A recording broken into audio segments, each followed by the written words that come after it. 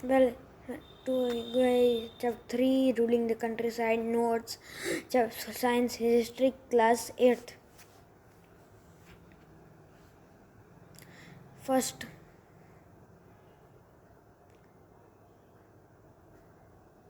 the company became the Diwan. After the assumption of Diwani in 765, the company began to use the vast revenue resources of Bengal. This caused a huge loss of revenue for Bengal.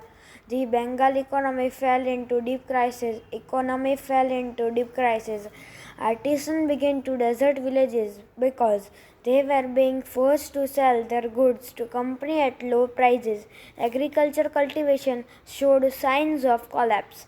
Then, in 1770, a terrible famine killed 10 million people in Bengal.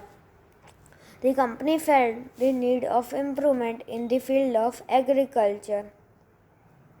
Second, revenue for the company. Finally, the company introduced the permanent settlement in 1793. The Rajas and Talukdars were asked to collect rent from the peasants and pay revenue to the company. It was felt that this would ensure a regular flow of revenue into company's treasury and at the same time encourage the zamindars to invest in improving the land. By the first decade of 19th century, the prices in market rose and cultivation slowly expanded. The permanent settlement was oppressive for the cultivators. The rent they paid to zamindars was high and their right on the land was insecure. After the failure of permanent settlement, all mechanized and Englishmen devised a new system called Mahalwali settlement.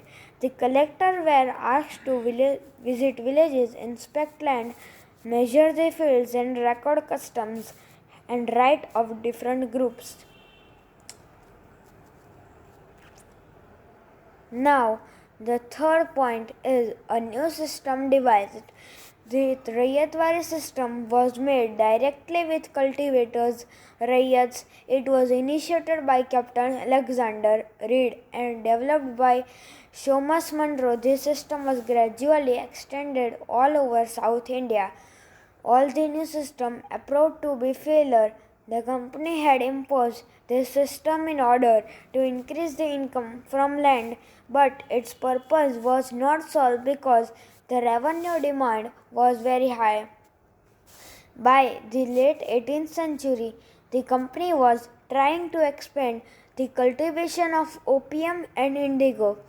Indian indigo was in great demand in Europe, hence company looked for ways to expand the area under indigo cultivation. As the indigo grew, commercial agency officials of company began investing in indigo production. Fourth point, the Monroe system. Indigo cultivation was done under the two systems known as Nij and Rayat. Within the system of niche cultivation, the planters produced indigo in lands that they controlled. It was difficult planters to expand the cultivation. Indigo could be cultivated only on fertile lands, and these were all already densely populated. Under the niche Rayati system, planters forced the Rayats to sign a contract and agreement, also known as Satta. Those who signed the contract got cash advance from the planters at low rates of interest to produce indigo. But this system was not in favor of cultivators. The government produced in military to protect the planter and set up the Indian Commission. The several riots in Bengal refused to grow indigo. Soon they became violent. They got support often local zamindars and village headmen in their rebellion against the planters. The commission held the planters guilty. It declares that indigo production was not profitable for riots. Hence, they were not needed to produce indigo in future. Ultimately, indigo production collapsed in Bengal. The planters then shifted their operation Bihar. That's all for today's notes of chapter 3. Thanks for watching my video.